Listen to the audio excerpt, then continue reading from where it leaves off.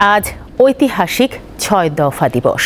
১৯৬৬ সালের এই দিনে বঙ্গবন্ধু শেখ মুজিবুর রহমান ঘোষিত বাঙালি জাতির মুক্তির সনদ ৬ দফা দাবির পক্ষে দেশব্যাপী তীব্র গণ আন্দোলনের সূচনা হয়। ৭ জুন আওয়ামী লীগের ডাকা হরতালে টঙ্গী, ঢাকা ও নারায়ণগঞ্জে পুলিশ আর ইপিআরের গুলিতে শহীদ হন ১১ জন বাঙালি। পাকিস্তান প্রতিষ্ঠার পর থেকে বাঙালিদের অর্জিত বৈদেশিক মুদ্রা দিয়ে উন্নত পশ্চিম পাকিস্তান গড়ে তোলে শাসক গোষ্ঠী। শোষণ ও বৈষম্যনীতির বিরুদ্ধে প্রতিবাদ জানান আওয়ামী লীগ সভাপতি শেখ মুজিবুর রহমান।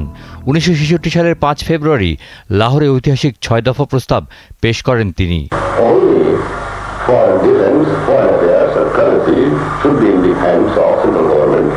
স্বায়ত্তশাসন, অভিন্ন মুদ্রা ব্যবস্থা, নিজস্ব প্রতিরক্ষা ব্যবস্থা সহ ৬ দফা দাবি জনপ্রিয় হয় কিছুদিনের মধ্যেই। শেখ মুজিব সহ আওয়ামী লীগের শীর্ষ নেতাদের গ্রেফতার করা হয়। তাদের মুক্তির দাবিতে ৭ জুন পূর্ব পাকিস্তানে ডাকা হরতালে শহীদ হন ১১ জন বীর বাঙালি।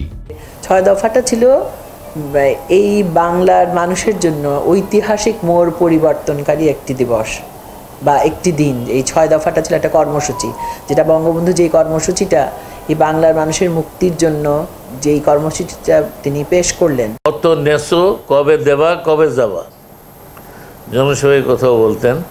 অর্থাৎ এই বন্ধু শোষণ করে কত টাকা নিয়েছে, কবে ফেরত দিবে এবং কবে তারা এদেশ ছেড়ে চলে যাবে।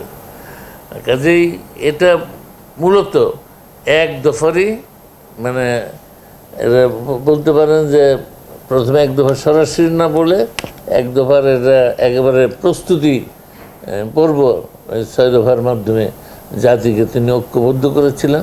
৬ দফার দাবিকে স্তব্ধ করতে আগরতলা ষড়যন্ত্র মামলা দিয়ে বঙ্গবন্ধুকে ফাঁসি দিতে ব্যর্থ হয় শাসক গোষ্ঠী। পরে ৬ দফা দাবিকে স্বাধীনতার এক দফায় পরিণত করেন শেখ মুজিব। ওদের শোষণের পথ বন্ধের জন্য, অর্থাৎ বাঙালি জাতির মুক্তি সনদ ম্যাগনা কার্টা হিসেবে তিনি দিয়েছিলেন।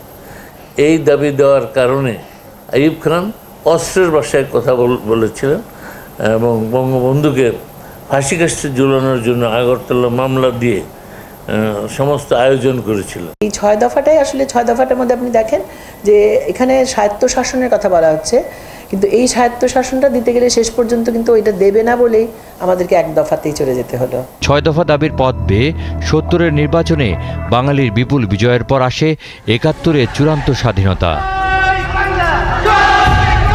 নাজমুল হোসেন, দীপ্ত সংবাদ, ঢাকা।